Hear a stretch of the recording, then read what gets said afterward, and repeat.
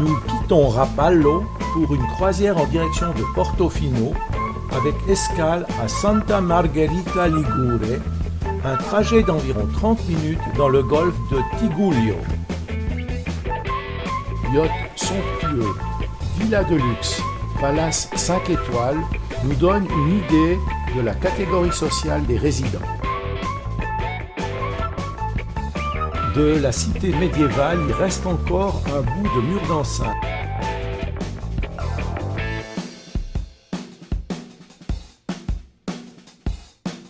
Brève halte à Santa Margherita Ligure, autrefois village de pêcheurs, aujourd'hui petite localité de 10 000 habitants à vocation essentiellement touristique.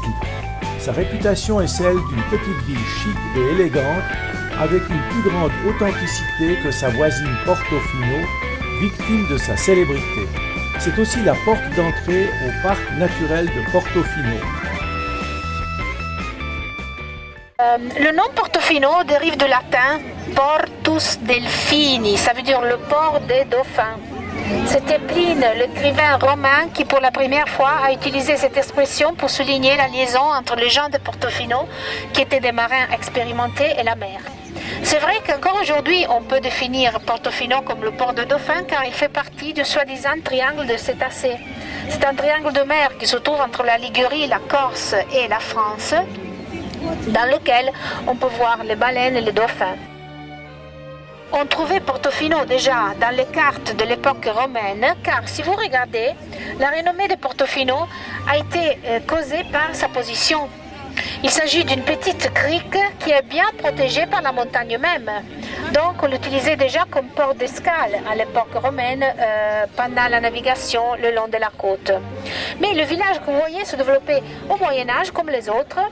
Et si vous regardez les maisons, on les a bâties une accolée à l'autre pour créer une sorte de barrière contre les éventuels ennemis qui devaient venir de la mer. Les maisons que vous voyez ont une entrée du côté mer, une entrée du côté colline. Et au Moyen-Âge, il n'y avait que 2 étages. Donc tout ce que vous voyez au-dessous du 2e étage a été ajouté au fur et à mesure que le village s'est développé. C'est aussi la destination choisie par beaucoup de bateaux croisières, surtout les bateaux croisières de luxe. Si vous voyez là toujours des bateaux, des yachts privés à l'ancre, c'est un peu comme Saint-Tropez en fait. La visite débute par la montée au haut de la colline vers l'église dédiée à Saint-Georges afin d'apprécier une autre vue, de parler de cette église et des moyens de défense du Moyen-Âge. Regardez le château. Ça, c'est le château qu'on appelle le château Brown. Ça faisait partie du système de défense bâti par Gênes contre les attaques des pirates pendant le XVIe siècle. Et il s'agissait donc d'un système de forteresse composé par des tours de garde, des tours de défense qui se trouvaient sur le sommet des collines et le long de la côte, qui étaient toutes reliées par vue. Donc d'une tour, on pouvait voir la suivante, etc. Et en cas d'attaque ou en cas de bateau ennemi qui approchait la côte, on donnait l'alarme par moyen de la fumée ou du feu et l'alarme venait transmise d'une tour à l'autre. Calculez que pour transmettre un signal d'alarme depuis Gênes, qui se trouve à 40 km d'ici, jusqu'ici, il fallait environ un quart d'heure. C'est pas mal si vous considérez qu'à l'époque, il n'y avait pas de moyens de communication d'aujourd'hui. Cette église a été bâtie, détruite, rebâtie 4 fois pendant son histoire. La dernière fois, c'était pendant la guerre. Car ici, pendant la dernière guerre mondiale, il y avait le poste de commandement des Allemands. Et eux, quand ils se sont rendus compte que la guerre était perdue, plutôt que donner, disons, Portofino aux Anglais, ils ont préféré de miner et le jeter du port. Ils étaient en train de le faire exploser. C'était grâce à une dame, la veuve von Mumm.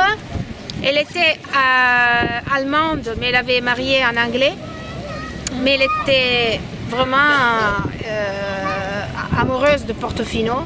Et donc, elle avait réussi à parler avec le commandant allemand pour le convaincre à s'arrêter. Mais à ce point-là, l'église avait été déjà détruite. Donc on l'a rebâtie selon les formes qu'elle avait encore avant, mais sans tous les dorures, les statues, etc. qu'on a vu par exemple ce matin à Chiavari. Et réalisé par un artiste qui a encore son atelier ici à Portofino et qui s'appelle Lorenzo Cascio. Ces paysages enchanteurs ont servi de décor pour de nombreux films, dont encore récemment Le Loup de Wall Street de Martin Scorsese avec DiCaprio. Les studios Universal d'Orlando ont créé une réplique détaillée de son port. Si la station a une grande renommée touristique, elle s'est vidée de ses résidents dont le nombre a diminué de moitié depuis le début du XXe siècle, probablement lié au fait que le site se trouve dans un parc protégé.